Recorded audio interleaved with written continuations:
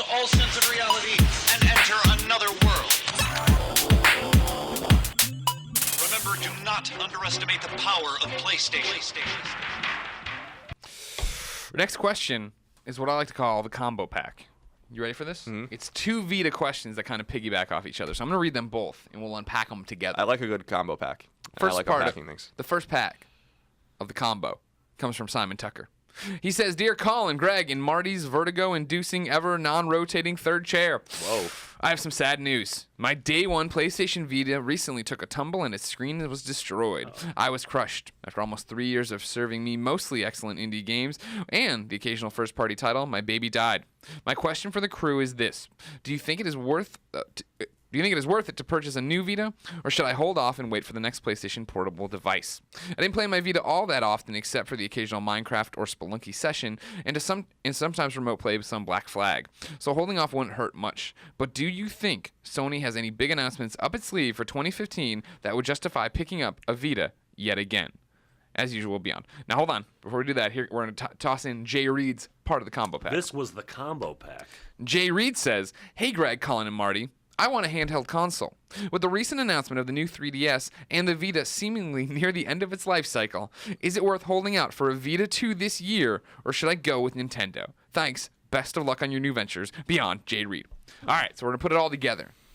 Start unpacking it. Sure. Is there We've done a lot of unpacking. It's what we do now. That's our thing. Yeah. We're you know how there's some Podcast unpacked.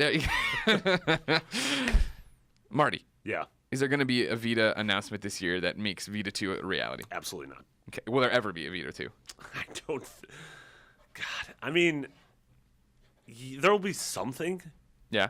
But I can't. I don't know. Jeez. Like I can't imagine Sony going all in again for a more powerful, even more expensive piece of portable hardware, especially when you look at Japan and, God, I mean, riding the subway in Tokyo, everyone's on their phone. Right. Everyone's playing games on their phone. Yeah, it just seems foolish. It's even weird to me. Like, Nintendo still does, great with the 3DS. Not as well as they did with the original DS, but it still even seems weird to me that we're getting this new 3DS. It just seems like the mobile market is, the phones have so monopolized your time. When you're on a commute. Yeah, I can't imagine. Definitely not this year, I would imagine. Yeah. I agree. Yeah. Colin? I said it before that Sony's crazy enough to do another Vita or another portable. Like I think that of all a company would usually look at something like Vita and be like, all right, well we it's fine, like we like it, we believe in it, but it's just not doing well and we have to move on.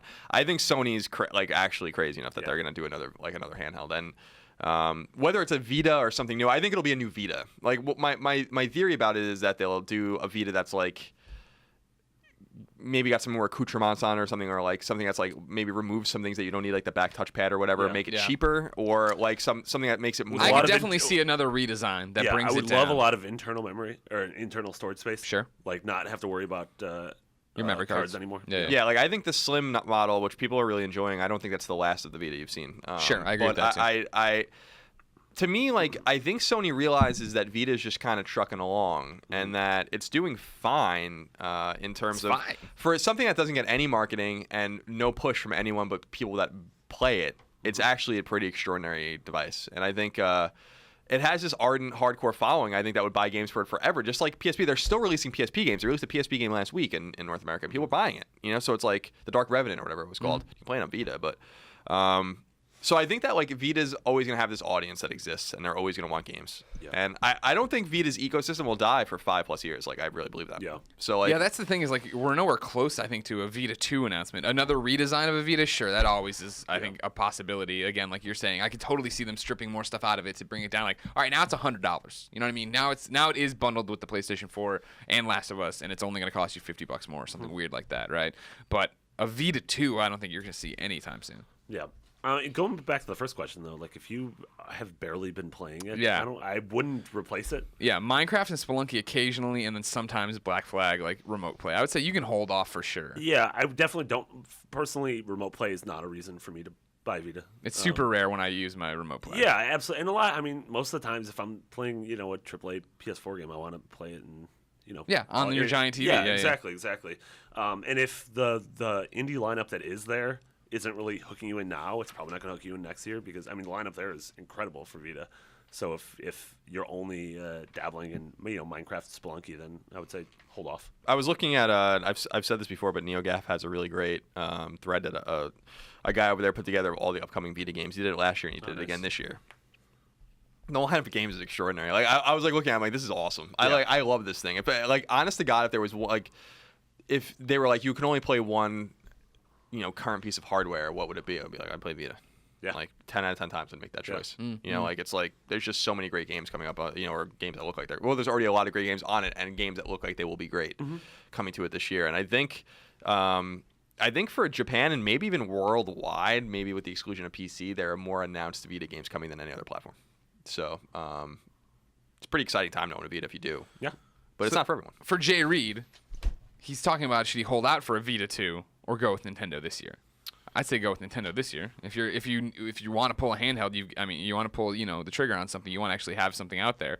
The new 3DS has a bunch of good stuff. You probably missed a whole bunch of stuff on 3DS and DS that was Nintendo great. just had a strong direct with Majora's Mask, Xenoblade, and new Fire Emblem. Yeah, and the Virtual Consoles selection on there is pretty good too. I just downloaded Metroid, the original Metroid, yesterday to play through it again. I like that game. It turns out at the end she's a girl. Yeah, I heard that.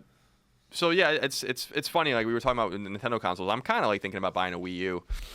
And but it's like it's the same thing with the 3DS. It's like I just want it for the Virtual Console. I don't even care about any of these games, with the exception of Zelda. Like I don't care about anything coming out including Star Fox for Wii U. So it's like I don't know. You have to buy these things for your own reasons, and your reasons aren't necessarily have to be justified by other people. Yeah, you have to justify them yourself. It's like I was talking about my Wii U. Like I own a Wii U, and I bought it just to play Smash and Kart, and I knew that going in. And so now that I'm playing Super Metroid, I was like, oh, that's cool. Yeah, a bonus. We've been playing a lot of Virtual Console games on too. Which is fun. You're not excited for that Yoshi Woolly World? I might be. I'm very excited for I that. liked Kirby. What was the Kirby one? Kirby's Epic Yarn. Yeah.